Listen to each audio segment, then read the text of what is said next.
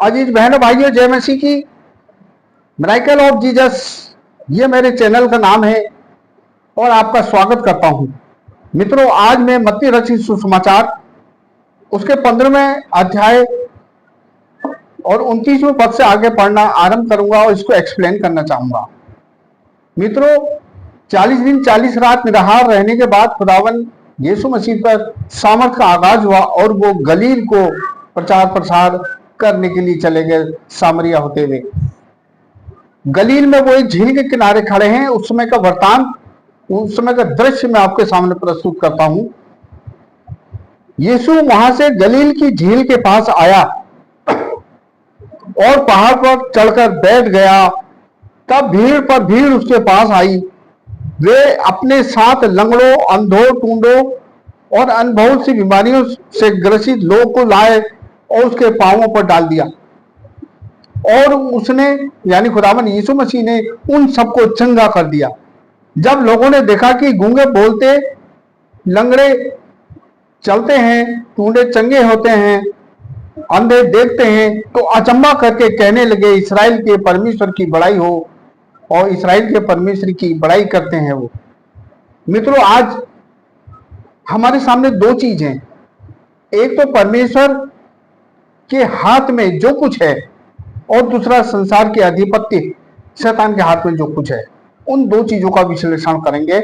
मित्रों, कभी हम चाहते हैं कि हमको नौकरी मिल जाए अच्छी, या हमारे पुत्रों को अच्छे ओहदे पर जो नौकरी कर रहे हैं उनको प्रमोशन मिल जाए, या संसार की और भौतिक वस्तुएं पाने के लिए हम बहुत ज्यादा प्रयत्न करते हैं, दुआ करते हैं, लेकिन नहीं मिलता।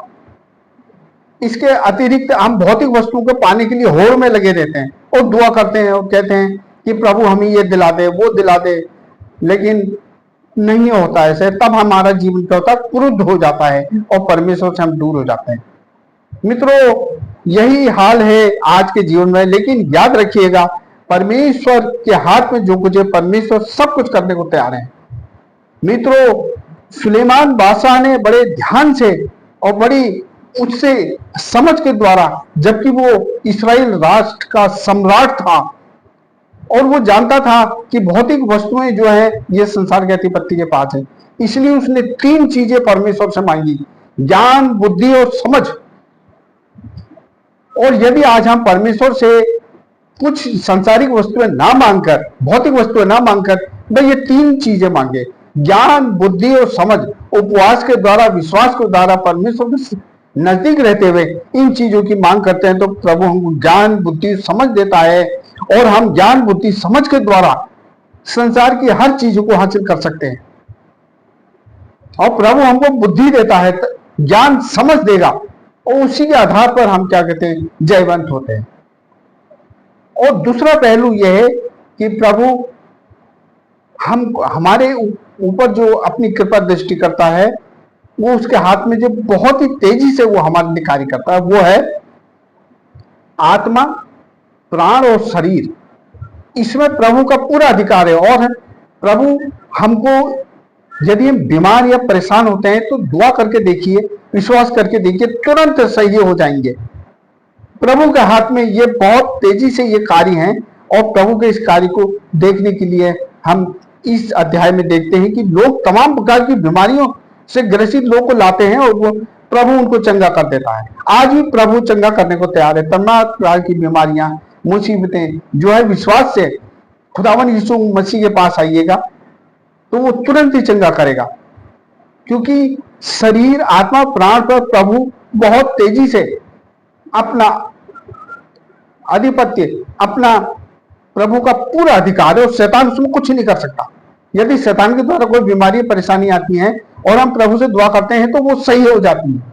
मित्रों, उस समय का वृत्तांत मैं आपके सामने प्रस्तुत करता हूं कि जब शैतान परमेश्वर के सामने उपस्थित होता है स्वर्ग में, तो परमेश्वर ने उससे कहा, परमेश्वर यहोवा ने उससे कहा, तूने मेरे दास अय्यूब को देखा है, जो खराई से रहकर मुझ में अपने जीवन व्यतीत कर रहा है और बहुत ही बुद्धिमान, समझदार है और वो मुझ में बना रहता है। तब शैतान अपनी दलील पेश करता है कि जो कुछ को संसार में मिला हुआ है उसका तू बाड़ा लगाता है, तूने उसको आशीषें दे रखी, इसलिए वो तुझसे प्रेम करता है। तब परमेश्वर ने शैतान को उससे कहा, जा उसके बाद जो कुछ है वो सब कुछ तू, जो तेरा संसार का चीज है तू उससे ले, लेकिन याद रखना शरीर, आत्मा और प्राण को उसके हाथ मत लगाना। और मित्रों, हम देखते हैं कि शैतान ने सब ले लिया उसका, लेकिन शरीर, आत्मा, प्राण की सुरक्षित रही, और वो परमेश्वर में अपने ईमान को, अपने विश्वास को बनाए रखा, और परमेश्वर ने उसे उसी तरह से सब कुछ दे दिया, क्योंकि उसके पास ज्ञान, बुद्धि, समझ और परमेश्वर का प्रेम था, उसका अटल विश्वास था, और वो फिर से वैसा ही धनाढ्य बन गया, और जो कुछ का नाश नष्ट हुआ था वो सब कुछ वापस दुगना मिल गया।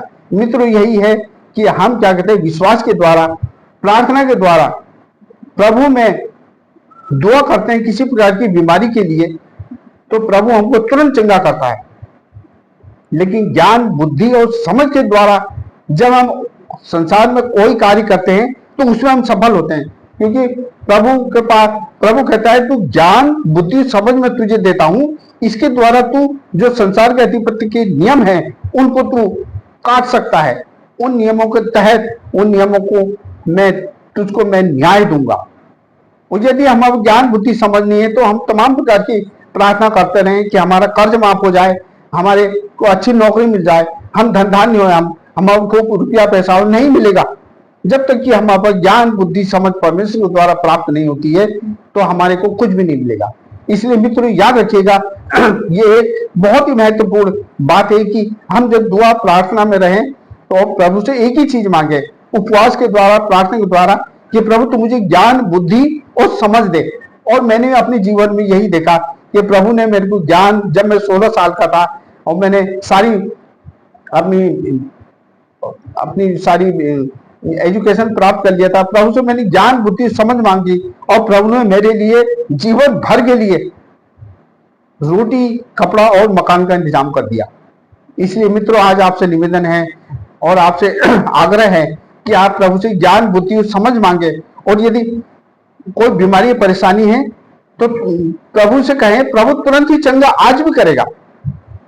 और आपको कोई भी परेशानी आई तो मेरे को कमेंट्स कीजिए और टेलीफोन नंबर लिखिएगा, और उसमें अपनी बीमारी या परेशानी लिखिएगा। मैं आपके लिए दुआ करूंगा और मैं आपको दिखाऊंगा कि प्रभु कितनी तेजी से हमारी दुआओं को सुनता है।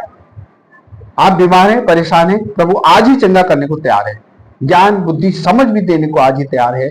बस उससे विश्वास के द्वारा प्रभु से मांगे तो प्रभु आज ही आपको देने को तैयार है। मुझे विश्वास है कि इस वचन के द्वारा आपको बड़ी प्रेरणा प्राप्त हुई होगी कि प्रभु ज्ञान, बुद्धि, समझ के द्वारा संसार की सारी चीजें हमें मिल सकती हैं।